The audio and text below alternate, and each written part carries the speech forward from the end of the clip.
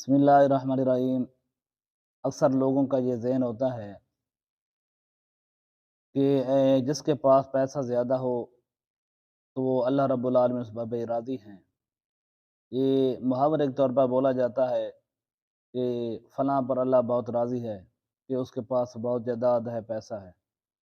تو یہ پیمانہ رکھنا بالکل غلط ہے، کیونکہ اگر یہی فرمولہ سچا ہوتا، یہ پیمانہ صحیح ہوتا، تو پھر دنیا میں ساتھ کر لیں کہ سب سے امیر ترین جو ہیں لوگ، جن کے پاس جائیداد پیسہ زیادہ ہے، وہ غیر مسلم ہیں۔ تو کیا یہ پیسہ ان کے پاس زیادہ ہونا اس بات کی علامت ہے کہ اللہ پاک اس پر راضی ہے، ان پر راضی ہے؟ تو یاد رکھیں کہ اللہ رب العالمین جس سے ناراض ہوتے ہیں تو اس سے پیسہ واپس نہیں لے لیتے، اس سے اولاد واپس نہیں لیتے، بلکہ سجدے کی توفیق واپس لے لیتے ہیں۔ اس بندے کو سجدے کی توفیق نہیں ہوتی، وہ سجدہ کرنے کے لیے اللہ پاک کی برگاہ میں آ ہی نہیں سکتا۔